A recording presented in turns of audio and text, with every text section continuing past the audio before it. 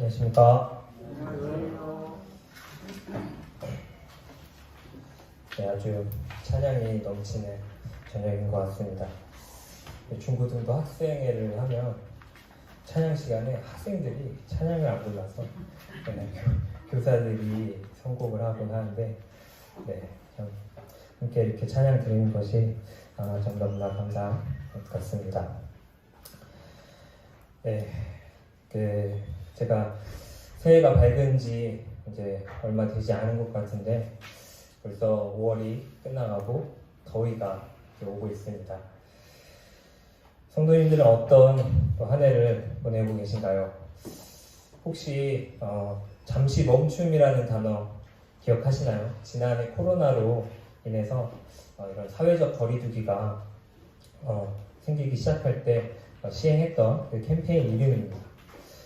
정부는 일상의 회복을 기다리면서 잠시 멈추기를 요구했었지만 이 잠시는 끝이 나지 않았고 이제는 잠시 멈추고 가만히 기다리는 것이 아닌 당장의 현재를 살아가야 하는 시기가 이미 되었습니다.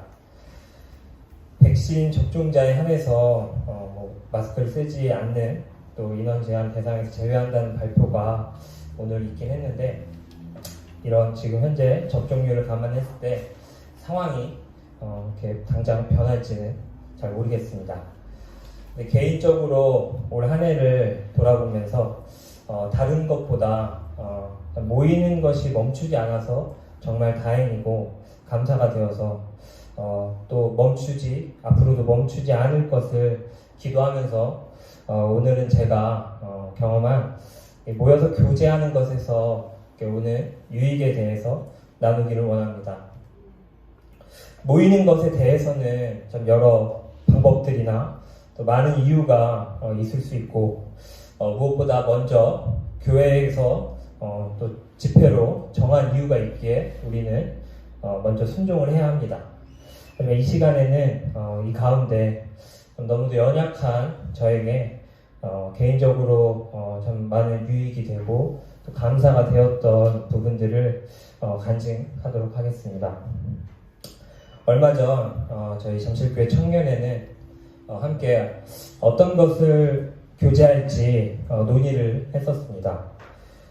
신앙서적 2권을 저희가 이제 복음서를 마치고 신앙서적 2권을 함께 교제를 하고 앞으로 또 신앙서적으로 교제를 할지 어떤 특정한 주제를 정해서 교제를 할지 성경 본문을 정해서 교제할지 여러 가지 의견들이 나왔고 이 가운데 저희는 로마서를 함께 나누기로 해서 매주 한 장씩 로마서를 공부하고 함께 모여서 소그룹 형태로 교제를 하고 있습니다. 저는 청년회가 모여서 무엇을 해야 할지 청년들에게 무엇을 해야 청년들에게 유익이 될지 기도하고 또 고민하고 있던 와중에 처음으로 돌아가서 청년회는 왜 모여야 할까 정리를 해보다가 나는 왜 또 모이게 되었을까, 왜 모여서 교제하게 되었고 그 교제로 인해서 어떠한 유익들이 있었는지 돌아보는 시간을 갖게 되었습니다. 한 달 전쯤 고민하고 정리했던 내용이고 매주 또 그 무렵부터 매주 목요일 저녁에 30, 40대 귀여운 형제 자매님들과 함께 온라인으로 교제를 시작하면서 다양한 모임의 이런 형태에서 오는 유익에 대해서 생각해 보아서 이 시간 제가 경험한 이런 교제에서 오는 유익에 대해서 나누도록 하겠습니다. 먼저 부끄럽게도 저는 구원받고 1년이 다 되도록 교제에 많이 참여를 못했습니다. 청년의 교제를 참석하지 않았고 또 오후 교제도 잘 참여하지 못했고 모임에 이렇게 참석하고 얻는 것이 그로 인해서 저는 모임에 참석하지 않았을 때와 또 참석할 때가 분명하게 다르기 때문에 이러한 어떤 것이 유익이 되었는지 분명하게 느껴졌습니다. 먼저는 나눔에서 오는 유익이 정말 큰 것 같습니다. 이 교제에 해당하는 이 그리스어가 코이노니아라고 합니다. 이게 신약 성경에서는 참여, 협력, 나눔, 교제 등으로 번역되었다고 하는데 저에게 좀 큰 유익이 된 부분은 모든 성도들의 이 각자의 삶에서 하나님이 어떻게 역사하시는지를 나누는 그러한 시간이었습니다. 먼저 말씀 함께 보도록 하겠습니다. 히브리서 10장 23절 제가 읽도록 하겠습니다.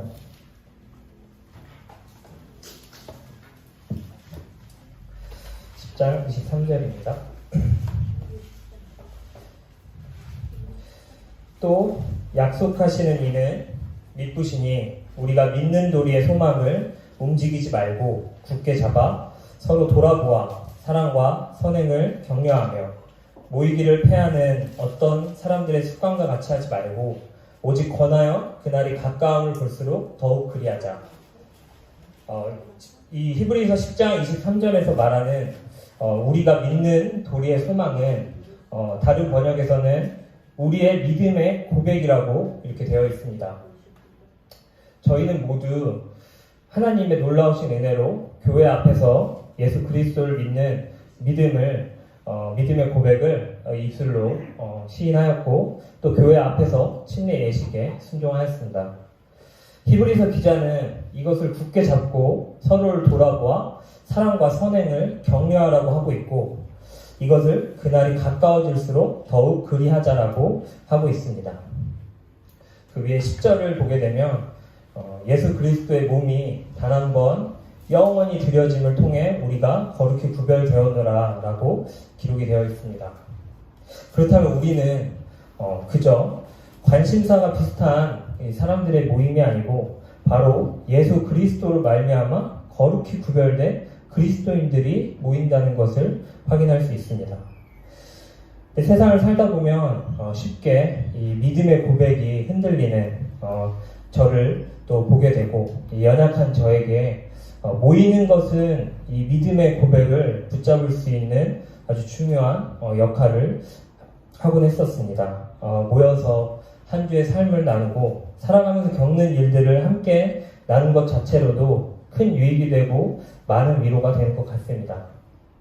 저는 성도로 이 세상에 살아가면서 부딪히는 이런 많은 어려움에 함께 교회와 또 주님을 섬기는 잠실교회 성도님들과 교제로 참 많은 도움을 받게 되었습니다. 교제에 관한 말씀으로는 즐거워하는 자들로 함께 즐거워하고 우는 자들로 함께 울라. 너희가 짐을 서로 지라. 그리하여 그리스도의 법을 성취하라. 로마서와 갈라디아서에 있는 말씀입니다. 서로를 위로해주고 서로의 짐을 지면서 어떤 성도에게는 생애 처음 마주하는 일이 또 다른 성도에게는 이미 경험했던 일일 수 있으므로 우리는 또 앞서 경험한 성도의 도움을 받는 것이 이 믿음의 경주에서 중요한 도움이 되는 것 같습니다. 최근 매주 목요일에 하는 교제로 기혼 30, 40대 기혼 형제 자매님들과 이 그리스도인의 가정에 대해서 교제를 나누고 정말 많은 유익을 얻고 있는 것이 바로 이 부분을 뜻하는 것이라고 생각합니다. 또한 청년의 때에 청년회로 모일 때 이 청년의 정욕을 피할 수 있는 모임이 절실하게 필요하다는 것을 또 느꼈습니다. 쉽게 넘어질 수 있는 일들이 참 많은 것 같은데 그렇기 때문에 우리는 주님을 깨끗하게 부르는 자들과 함께 해야 하는 것입니다. 저의 경우에도 이 청년회 때 모이는 것으로 세상으로부터 오는 많은 또 유혹들을 피할 수 있었고 저의 믿음의 고백을 붙잡을 수 있는 큰 역할을 하였습니다. 이러한 것들이 없었다면 주님보다는 나 자신을 더 의지했을 것이고 세상 지혜를 더 찾았을 것입니다. 참 먼저 그의 나라와 그의 의를 구하면 된다고 알고 있는데 그걸 대체 어떻게 할 수 있을까? 이런 힘든 상황에도 기도를 먼저 하고 주님의 뜻을 어떻게 먼저 구하는 자가 될 수 있을까? 대체 이러한 믿음은 어떻게 다다를 수 있을까? 참 이런 고민들을 많이 했는데요. 물론 저희가 성화의 삶을 살아가고 있기에 단번에 다다를 수는 없겠지만 이 믿음은 모이는 것에 충실하였을 때 한 발짝 더 다가갈 수 있음을 저는 경험하게 되었습니다. 히브리서에 기록된 말씀대로 서로 돌아보고 사랑과 선행을 격려함으로 주님을 더욱 닮아가는 성도가 될 수 있을 거라고 믿습니다. 또 다른 유익으로는 말씀에서 오는 말씀을 교제하는 것으로부터 오는 유익입니다. 사도행전 2장에 저희가 사도의 가르침을 받아 서로 교제하며 떡을 떼며 기도하기를 전혀 힘쓰니라 이와 같이 기록이 되어 있습니다. 초대교회의 원리대로 한 마음이 되어 사도들의 가르침을 받고 교제하며 또 만찬을 나누고 기도하는 모임은 주의 첫날 공적인 예배 때만 해당하는 것이 아닌 이런 다양한 모임 활동으로도 존재해야 한다고 생각을 했습니다. 여기서 사도의 가르침을 받아 서로 교제하면은 사도들의 교리와 교제 안에 머물고로도 번역이 되어 있습니다.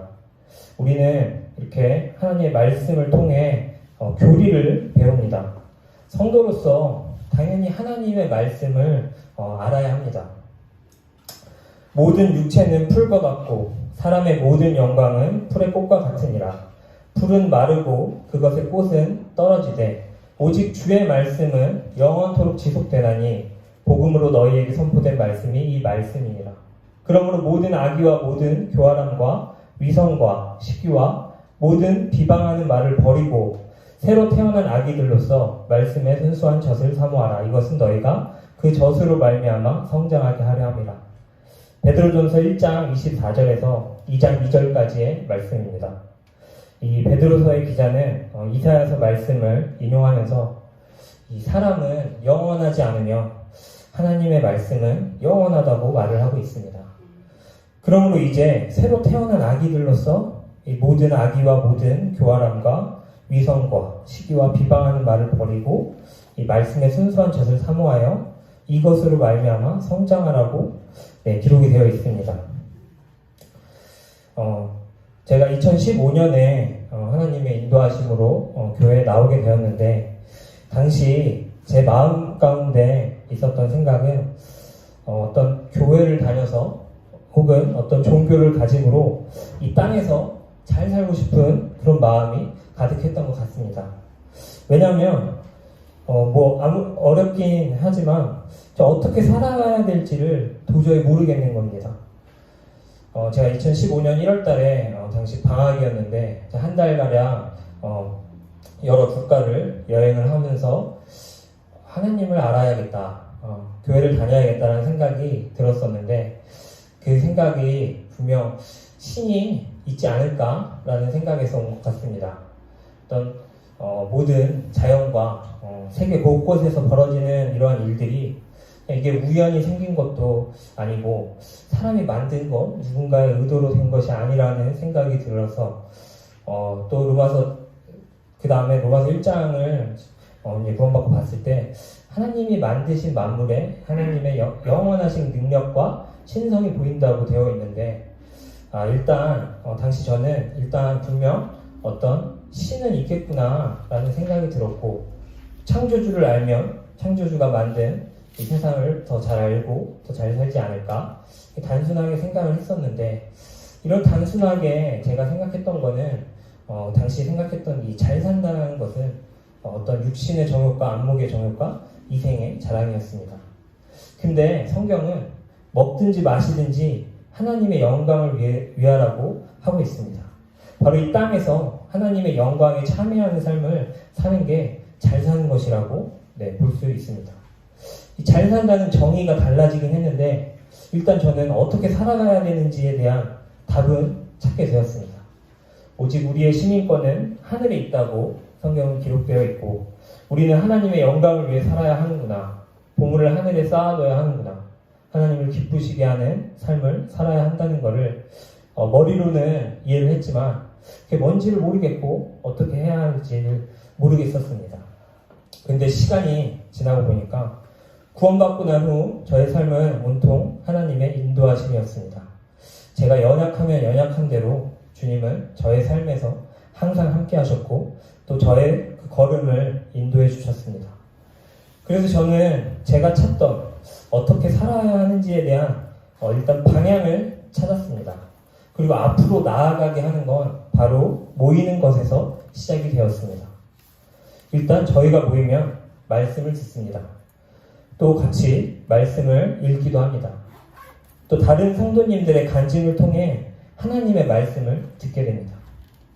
믿음은 들음에서 나며 들음은 하나님의 말씀에 의해 온다고 하는 말씀을 삶으로 경험을 하게 됩니다.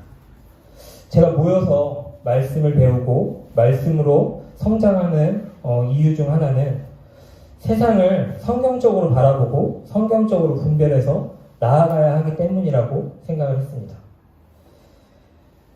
그리스도인으로 이 땅에 살면서 하나님의 영광을 드러내며 살아가야 하는 것이 제가 찾던 답이었기에 저는 말씀을 통해 세상을 보기를 원하고 기도했습니다.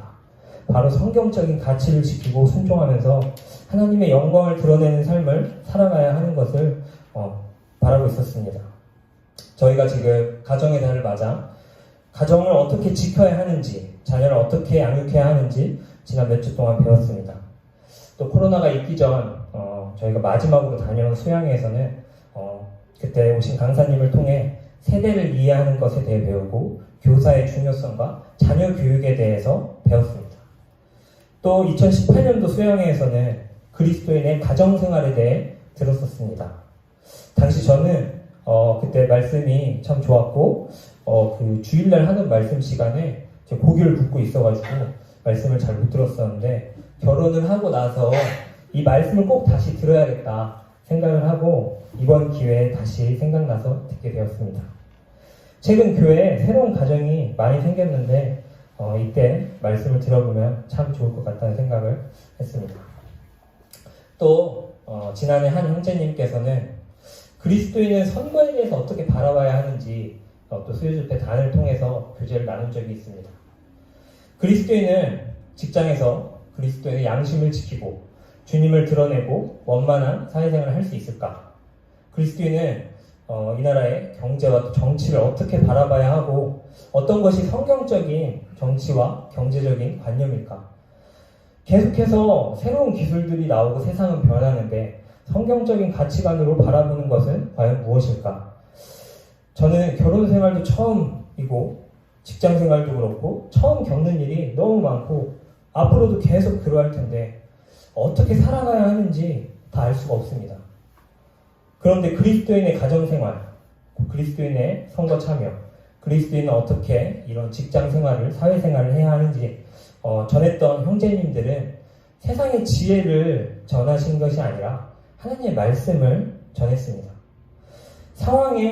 그 상황에 말씀을 끼워 맞췄다고 생각이 들지 않았고 그 말씀을 통해 바라보고 그 말씀을 통해 바라보는 생각들을 전하셨다는 생각이 들었고 우리는 많은 부분을 성경적인 가치관으로 바라봐야 한다는 것을 저는 또 생각하게 되었습니다. 저와 자매가 결혼 준비를 시작한 건 코로나가 유행하기 바로 직전이었습니다. 그러나 코로나가 터지고 저는 이전에 뉴스를 통해 본 다른 전염병처럼 저랑은 크게 상관없을 거라고 심각하게 생각을 하지 않았습니다. 자매 직업이 아랍어 의료 통역사인데 그 산부인과로 유명한 강남 차병원에서 그 아랍어를 사용하는 외국인 환자들을 이렇게 통역하고 있는 그런 일을 하고 있었는데 이제 확진자가 많이 나오기 시작하니까 그 환자들이 전부 본국으로 돌아가서 갑자기 휴직을 하게 되었습니다. 저희는 주님이 결혼하라고 결혼을 준비하라고 시간을 주시나 보다 생각을 하고 당시 코로나가 이제 막 시작해서 이렇게 심각하지 않다고 생각을 해서 이거 금방 곧 끝나니까 걱정하지 말자.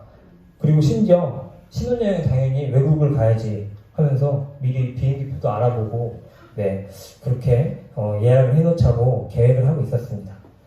이게 유급 휴직이라 급여를 100% 받는 건 아니지만 자매는 계속 급여를 받고 있었고 저도 앞으로 연봉이 계속 오르고 있지만 사실 경제적으로 준비가 안 되어 있는 상태에서 결혼 준비를 해보니까 이게 제가 감당해야 하는 거는 할 수 있겠는데 이 아이가 생기고 나서 아이를 이렇게 키울 수 있을까? 라는 생각이 들면서 코로나가 당장 끝나서 자매 수입이 당장 생기는 것도 아니고, 이제 2011년 4월이면 유급 휴직은 끝날 거고, 코로나는 끝날 기미가 안 보이는 이런 불안감 속에 저는 결혼을 하고 나서 사실 당장 자녀 갖기를 두려워했었습니다.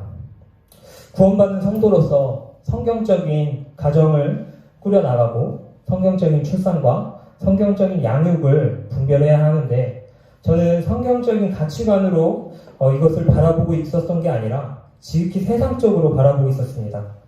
코로나가 조금 더 잠잠해진다면, 저희의 수입이 조금 더 많아진다면 등 어떻게 보면 성경과는 전혀 동떨어진 세상적인 가치관이 어느새 저의 가정과 출산을 고민하고 판단하는 기준이 되어버렸습니다. 30, 40대 기혼 형제 자매님들과 교제를 나누면서 여러 성도님들의 가정생활에 대한 간증을 듣고 저는 다시 기도를 하게 되었습니다. 이처럼 성도의 간증은 다른 성도에게 분명 큰 힘이 되고 바르게 말씀을 바라볼 수 있게 하는 것 같습니다. 얼마 전 시편을 읽으면서 시편 말씀에 주께 소망을 둔 모든 자들아 너희는 크게 용기를 내라. 그분께서 너희 마음을 강하게 하시리로다. 시편 31편 24절에 있는 말씀인데, 참 이렇게 연약해진 가운데 얼마 전 이 말씀을 묵상하면서 주님은 저에게 용기를 주셨습니다. 그리고 얼마 뒤 자매는 회사로부터 이제 휴직이 끝나고 권고사직 제안을 받았습니다. 그래도 감사한 것은 사실 회사 사정도 지금 좋지 않을 텐데 퇴직금과 별개로 뭐 급여나 또 연차 수당 등 챙겨줄 수 있는 걸 다 챙겨주려고 해서 저희는 이를 받아들이기로 결정하게 되었습니다. 그리고 또 감사하게도 또 아랍어를 배우고 싶어하는 사람들이 있어서 자매는 과외를 이렇게 소소하게 하게 되어서 적지만 계속 수입이 있게 되었습니다. 그러한 여러 가지 상황들로 인해 저희는 감사함으로 빨리 또 주님께서 자녀를 주시기를 기도하게 되었습니다. 이제는 자매가 몸조리를 잘해서 건강한 아이를 또 가질 수 있도록 성도님들께 이 자리를 빌어 기도를 부탁드립니다. 하나님이 사람을 창조하시고 생육하고 번성하여 땅에 충만하라. 땅을 정복하라. 바다의 고기와 공중의 새와 땅에 움직이는 모든 생물을 다스리라 명하신 것도, 학생들이 공부를 하는 것도, 직장인이 직장을 다니는 것도, 우리가 가정을 세우고 교회로 또 모이는 것도 모든 것이 하나님의 영광을 위한 것임을 다시 한번 기억하게 되었습니다. 이러한 삶은 주님의 말씀의 능력으로 저희에게 다가오게 됩니다. 물론 우리가 모여서 일상을 나누고 말씀을 또 나누고 하다 보면 많은 유익이 되겠지만 이러한 모든 교제는 이렇게 삶에 이런 나눔을 하는 게 많은 유익이 되겠지만 이런 모든 교제는 말씀이 중심이 되어야 합니다. 두세 사람이 내 이름으로 모였을 때 주님이 함께 하신다는 말씀대로 우리는 세상을 성경적인 가치관으로 바라보고 살아갈 수 있도록 모여서 훈련을 받아야 합니다. 그렇게 되었을 때 우리는 성경적인 결혼, 성경적인 가정과 삶에서 마주하는 많은 상황을 성경적인 가치관으로 바라볼 수 있다고 믿고 있습니다. 저는 아직 매일 읽는 말씀이 매번 삶에 적용할 수 있는 것도 아니고 실제로 저의 삶에 다가오지 않은 그런 말씀들이 참 많습니다. 그래서 만약 이런 교회 학교를 통해서 어떤 좀 체계적인 방법으로 말씀을 대하지 않고 혼자 말씀을 보면서 신앙생활을 했었다면 저는 자연스럽게 말씀을 저의 마음 가는 대로 취향대로 선택하면서 보게 되었을 것 같습니다. 말씀 한 구절 보도록 하겠습니다. 로마서 15장입니다. 로마서 15장 4절 제가 읽도록 하겠습니다.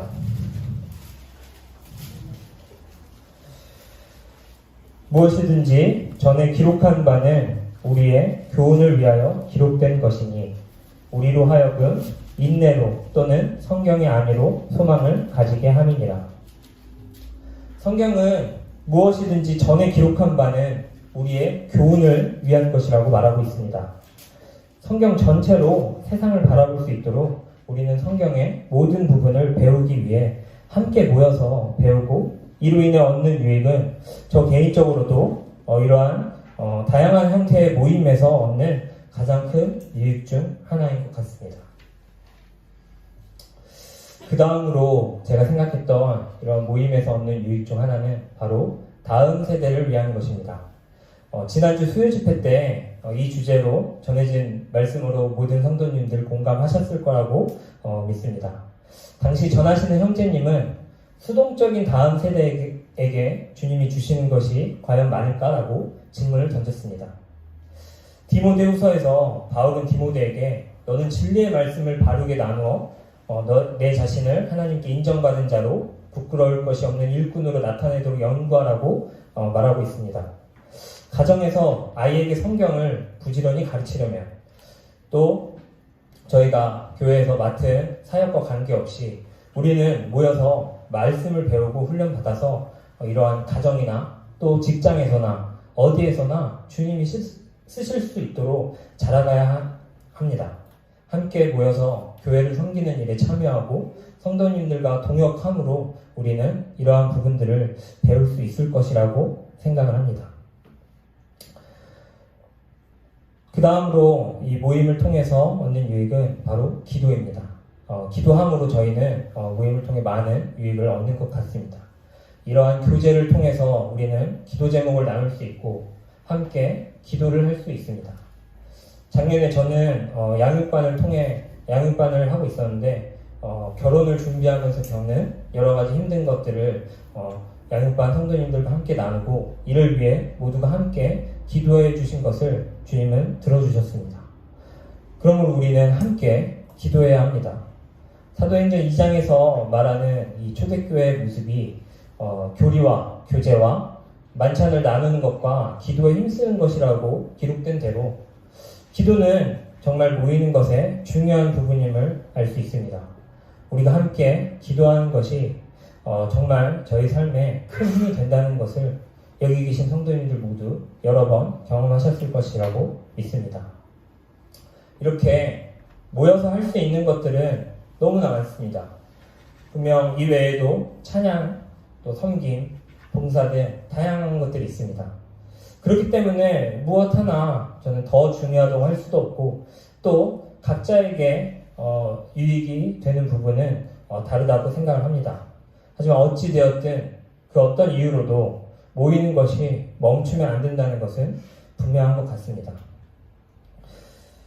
전도서 4장 말씀 읽고 마치도록 하겠습니다. 전도서 4장 9절 말씀입니다.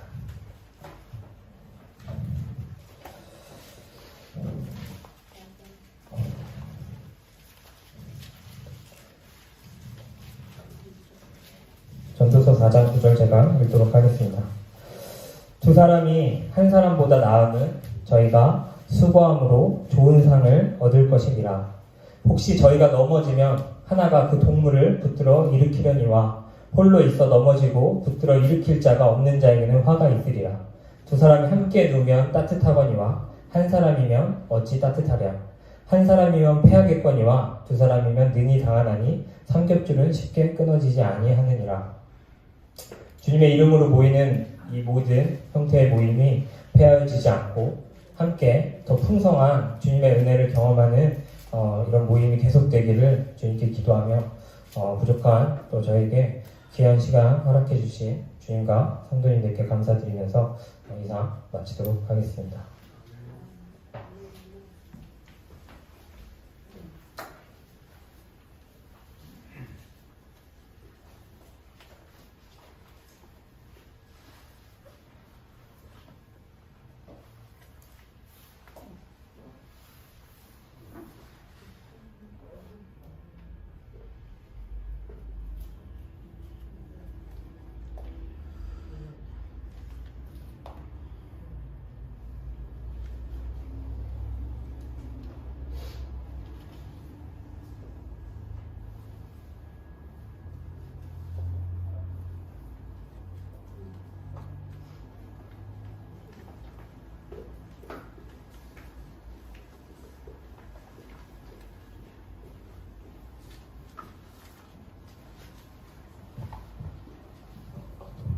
샬롬. 오랜만에 뵙습니다.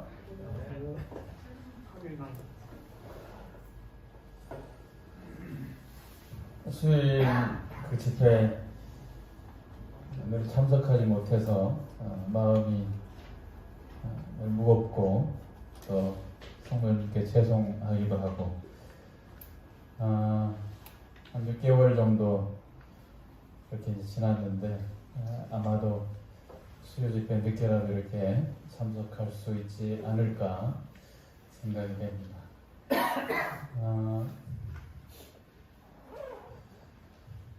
생각을 하다가 전에 생각했던 부분인데요. 주님께서 이렇게 또 생각도 하게 하시는구나 그런 생각을 또 하게 되고 사람마다 그 가진 재능들이 다 있죠. 어떤 사람은 철을 잘 만드는 사람이 있고요. 어떤 사람은 또 재능이 또 나무를 잘 만져서 나무로 뭐 이렇게 잘 만들기도 하고, 또 어떤 사람은 그 이 옷 같은 걸 또 잘 이렇게 세제를 만들어서, 우리 서장님 옷 잘 만드시잖아요, 세영 기자님. 이 성경에도 보면은 그 창세기에 가진 재능들을 통해서 하나님께서 사용하시는 이런 부분들이 있죠. 우리 남자들은 특히나 이제 뭐 못질도 이렇게 또 공부도 이렇게 잘 만지고, 형제님들은 다 기본적으로 어느 정도 잘 하시죠. 근데 또 어떤 사람 들어보면 그 전혀 남자가 못질도 못해가지고 형광등도 못 갈아가지고 뭐 여자들이 이렇게 한다고 하는데 어떤 남편인지는 잘 모르겠습니다.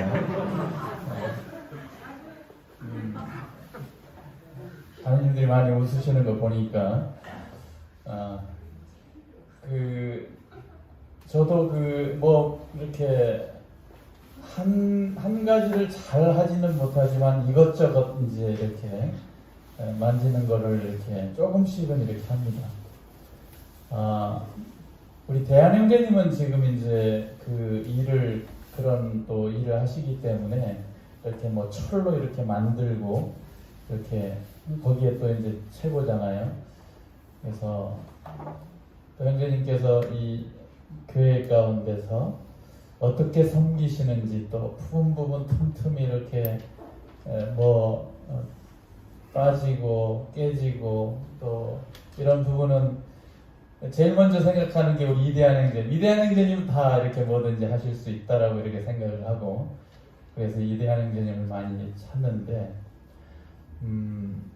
다 성도들의 특히나 우리가 이제 주 안에 들어와서 섬기는데, 성도님들의 그 모습마다 또 주신 믿음의 분량마다 함께 섬기는 이런 모습들을 쭉 보게 될 때, 그것이 잘 주 안에서 이렇게 어우러져서 연합해서 또 협력해서 함께 유익을 내고 주님이 기쁘시게 해드리는. 그래서 아까 제가 오면서 이제 우리 동욱 형제님이 말씀하신 것처럼 우리가 무엇을 하든지 먹든지 마시든지 무슨 일을 하든지 다 하나님의 영광을 위해서 하라라고 하는 말씀을 또 하셨잖아요.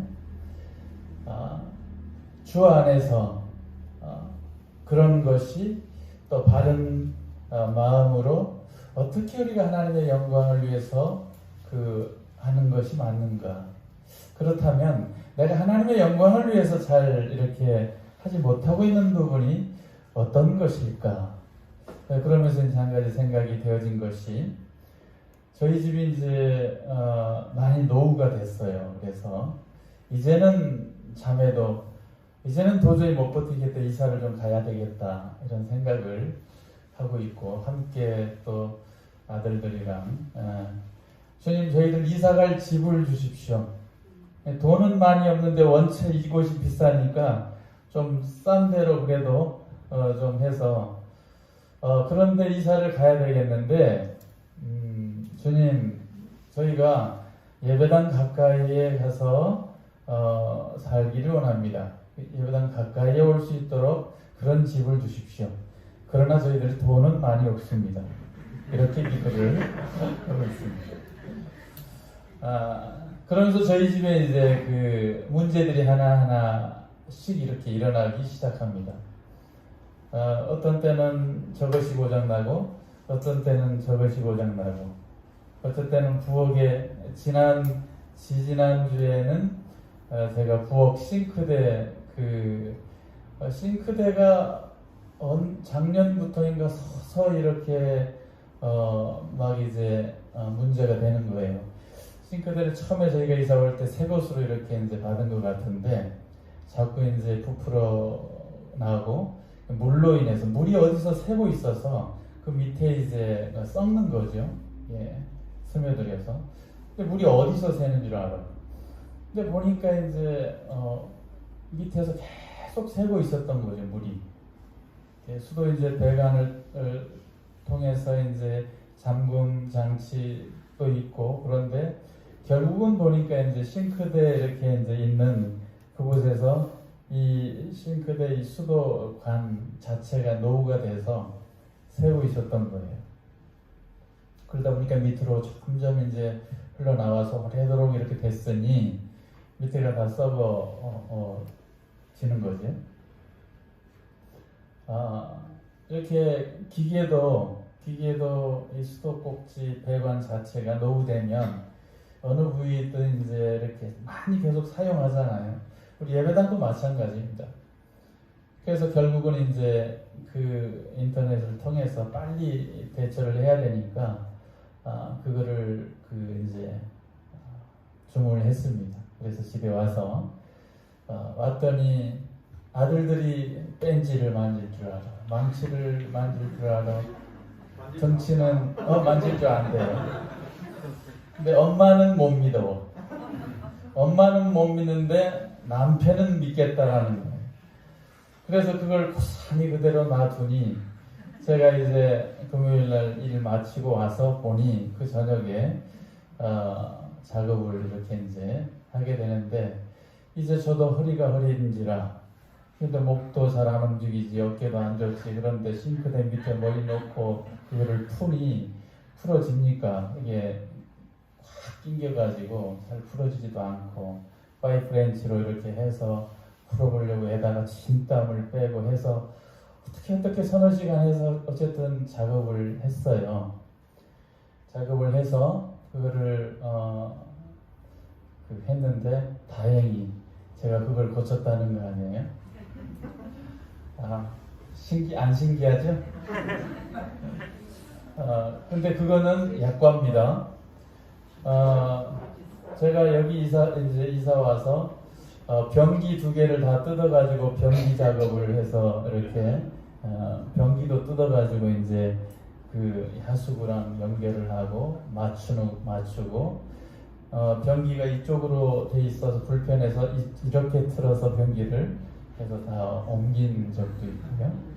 이것저것 재주는 많지 않은데 이것저것 조금씩은 할 수 있는 본론으로 들어가서 더 큰 작업. 어느 날부터인가 물이 점점 새고 있어요. 메인 스위치가 각 집마다 메인 스위치, 수도 스위치가 있잖아요. 근데 수도 요금이 우리 안인주 형제님 이제 계시는데 잡혀달라고 하는 것 같은데 잠시만요. 여보세요? 네. 네.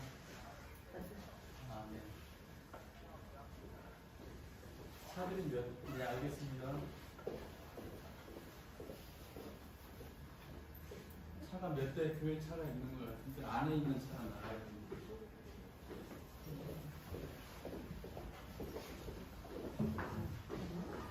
차가 3대 정도 돼 있는 것 같은데.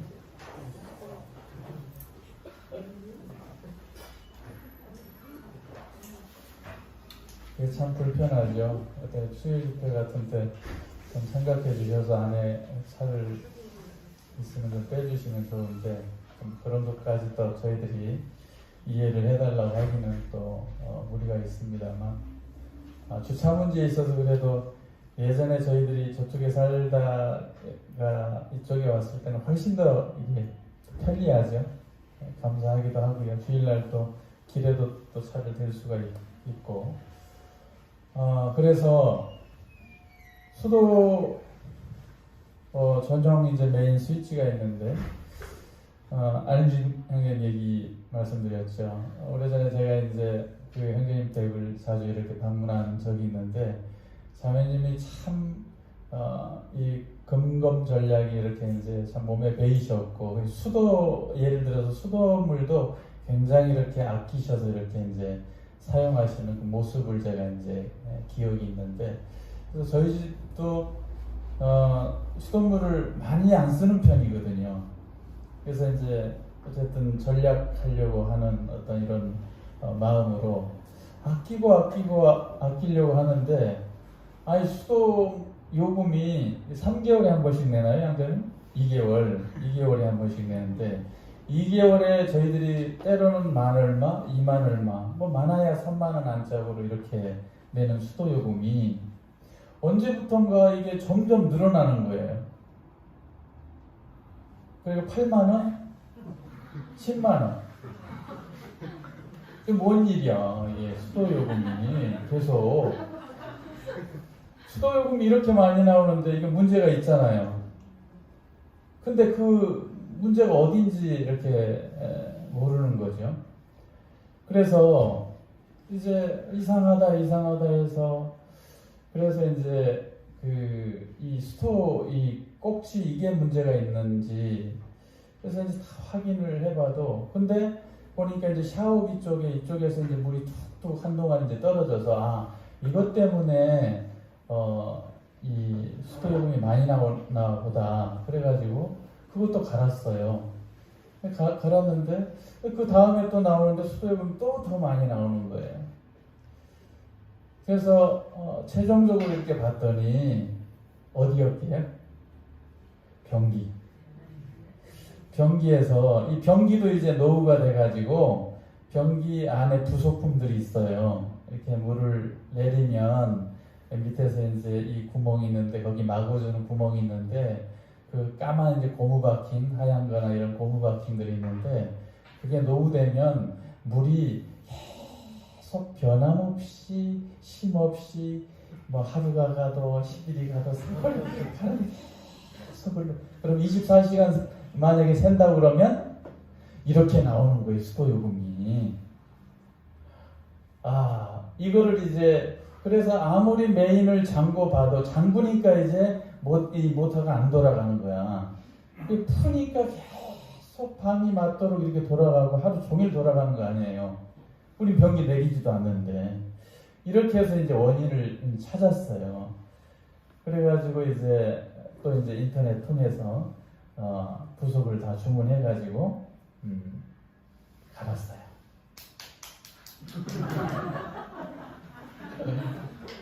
수도요금이 이번 달에 얼마 나왔어? 아직 안 나왔어? 이제 나와봐야 돼. 두 달에 한 번씩 나오니까. 이제 이런 부분을 이제 통해서 이제 우리 영적으로 이제 교훈을 또 받아야 되잖아요. 우리의 삶 가운데 구원받은 사람으로서의 나의 모습 가운데 내가 혹시 세고 있는 부분은 어딘가? 혹시 우리는 어쩔 수 없어요. 점점 더 이제 전도서의 말씀대로 세월이 가면 갈수록 다 부분 다 약해지는 것은 맞아요. 근데 주님께서 말씀하실 때는 너희 보물을 땅에 쌓아두지 말고 어디에 쌓아두라고? 하늘에 쌓아두라. 땅에 쌓아두면 점점 샌대요. 도적이 와가지고 이게 훔쳐간대요. 그러니까 우리 보물을 하늘에 쌓아두라고 이렇게 말씀을 하세요. 그리고 너가 어디에 이 문제가 있는지를 이렇게 늘 생각해 볼 수 있는 영적으로 각자가 저도 마찬가지죠. 저도 문제가 많고 어디에 문제가 있어서 어디서 하나님을 기쁘시게 하지 못하고 새고 있는 부분이 어디냐 이렇게 생각을 해보는 거예요. 그러면 분명히 그 새고 있는 곳은 막아야 될 거 아니에요. 새 부대는 어디에, 새 포도주는 어디에 넣으라고요? 새 부대에 넣으라고 말씀하셨어요. 그죠? 새 부대에 넣으라. 우리가 갈라디아에서 있는 말씀처럼 육체의 일과 성령의 열매가 이렇게 나오잖아요. 그죠? 우리 새 영을 부어주신, 그러므로 우리가 사도행전을 통해서 이렇게 봤을 때 얼마나 놀랍게 이 믿음의 영적인 성령이 부어주셨을 때, 우리 안에 성령이 들어왔을 때, 아까 동경님도 그런 간증을 하시잖아요. 하나님을 찾고 싶은 마음, 하나님을 만났을 때 그 만난 후에 나의 그 마음의 감동, 그러므로 형제님이 우리 주 잠실교회 안에서 어떻게 기쁨 가운데서 섬기고 있는지를 이렇게 보게 되는 것이죠. 새 포도주는 새 부대에 넣어야 된다. 낡은 부대에 넣는 것이 아니다라는 거예요. 그래서 육신으로는 결코 하나님을 기쁘시게 할 수 없다라는 것이 우리의 삶이에요. 우리 주님으로 말미암아 우리는 모든 것을 할 수 있습니다. 모든 능력이 어디로부터 오냐면 주님으로부터 되어지는 거죠. 나의 어떤 잘남으로 되어지는 것이 아니라, 나의 똑똑함으로 되어지는 것이 아니라 주님 때문에 일을 할 수 있는 것이죠.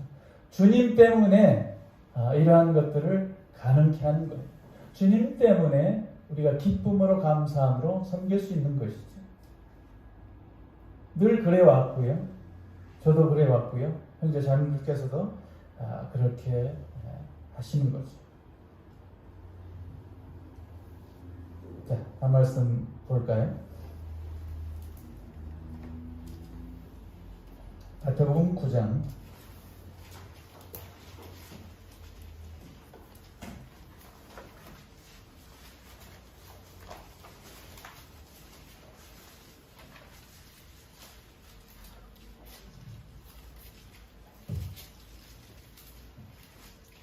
9일 말씀을 제가 교제해야 되는데 참 마음이 무겁습니다.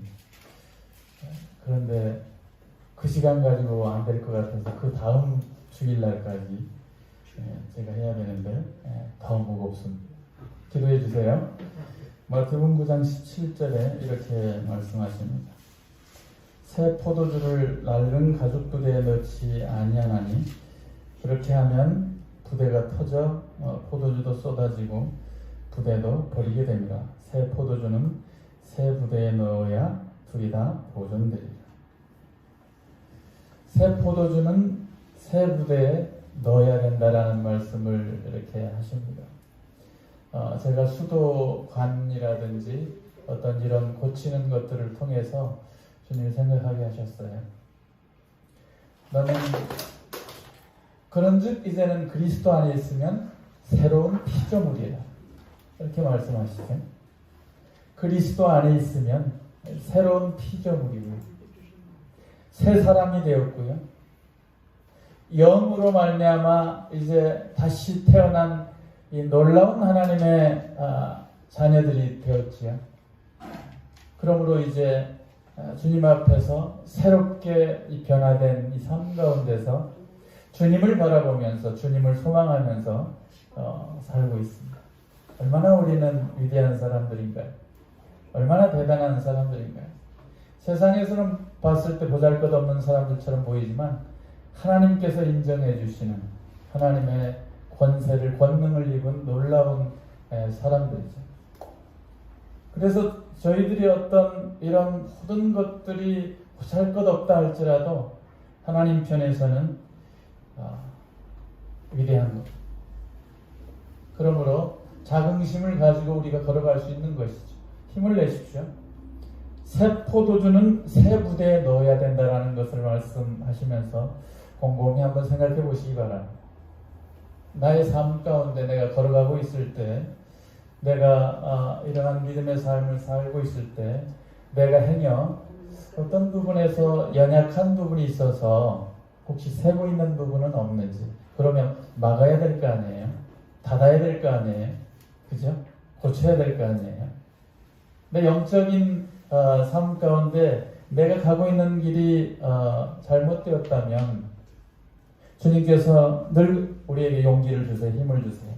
내가 분명하게 좌로나 우로나 치우치지 않기를 원합니다.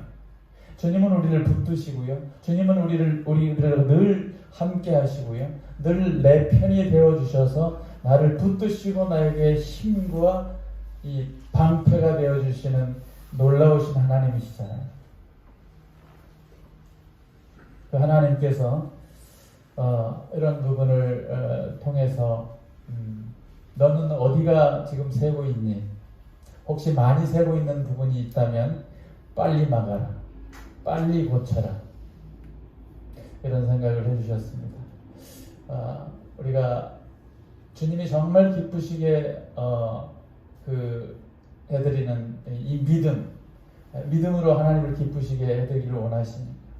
저는 어쩌면 제가 이제 수원에서 이렇게 생활을 하고 있습니다. 한 사람을 섬긴다는 것, 우리 주님은 정말 목숨을 내어주시기까지 섬기셨는데 참 섬긴다는 것이 안 됩니다.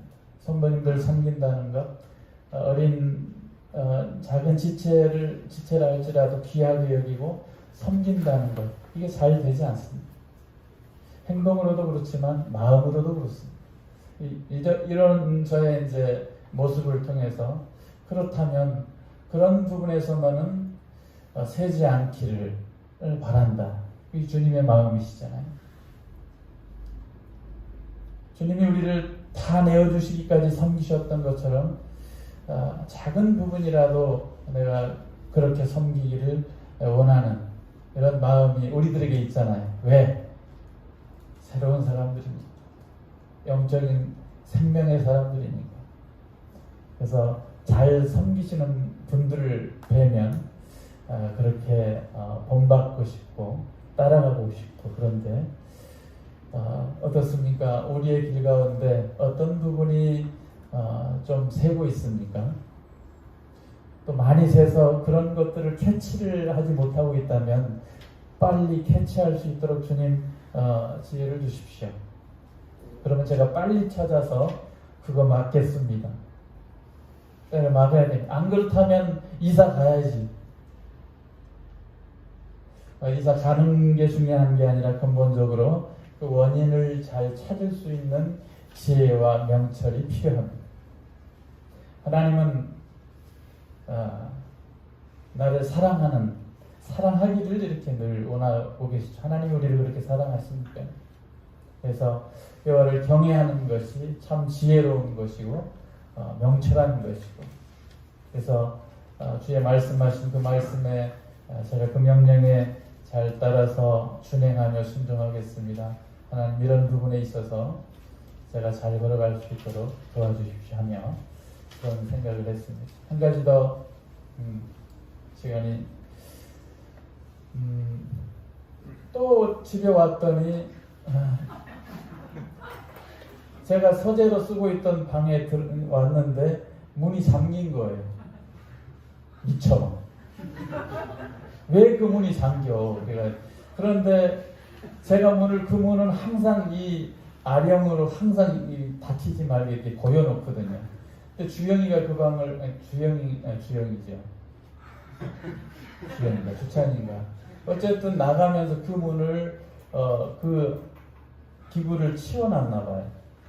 그랬더니 창문 바람이 불러서 닫혔는데, 닫히면 열리는 게 당연한데, 안에서 그 누른 버튼 있잖아요. 그게 눌러진 거라. 그래가지고 문이 이 거실에서 안 열리는, 들어갈 수가 없는 상황. 제가 어지간한 문은 다 따거든요. 제가 그런 뭐 열쇠 기능공은 아닌데 어지간한 문은 제가 거의 다 땁니다. 핀을 넣어서 하든 뭘 하든 하여튼 재량껏 따기는 땄어요. 근데 그날은 집에 와가지고 몸은 피곤한데, 금요일날 저녁에 그날도 와서 봤더니 안 열리는구나. 그래서 이제 신발장에 있는 공부라는 공부는 이제 다 해가지고 결국은 일자 드라이버 이만한 제가 옛날에 정비를 하려고 했던 이런 큰 게 있어서 그 열쇠 이 뭉치를 완전히 다 망가뜨려서 열었어요. 다 뜯어냈어요. 그래서 다음날 그것도 이거 뭉쳐서 이렇게 시켜가지고 새로 다르고 문이 안에서 잠기면 열린다 안 열린다? 안 열리는 거예요. 문 닫기 전에 우리가 구원 받아야 되고요. 빨리 우리가 방주 안으로 들어가는 것도 역시나 마찬가지고 주님께서 곧 오실 겁니다. 주님이 문이라고 말씀하시고 우리가 들어가며 나오며 꼴을 얻는다고 말씀하시죠. 영적으로. 그렇죠? 누구든지 문을 열면 주님께서 우리의 마음을 열면 들어오신다고 말씀하시죠. 그래서 열매를 먹을 수 있고요. 그래서 힘을 얻을 수 있고요. 영적인 삶을 살 수가 있습니다. 우리의 삶은 주님으로 말미암아 양 우리 안에서 들어가며 나오며 꼴을 얻는 것이고 그 안에서 생명의 열매로 말미암아 영적인 삶을 살 수 있는 힘이 생기는 것이죠. 그래서 성도님들이 수요 집회든 또 이렇게 함께 모이는 이 교회 가운데서 모이면서 교제하고 찬양하고 기도하고 하면서 영적인 힘을 얻는 것이죠. 이보다 더 귀한 힘을 발생하는 요인은 없습니다. 어디서 우리가 주님을 만날 거예요? 어디서 우리가 주님을 경험할 거예요? 거룩한 성도들로 하여금 이 모이는 교회를 통해서 주님이 늘 힘주시죠. 그래서 오직 저희들의 생명의 문 대신 그분으로 말미암아 들어갔다 나왔다 주님으로 말미암아 우리가 늘 사는 것입니다. 어쨌든 두서없이 말씀드렸는데 모처럼 와서 이렇게 또 성도님과 함께 교제할 수 기쁘고요. 늘 주님 안에서 평안하시기를 바랍니다. 감사합니다.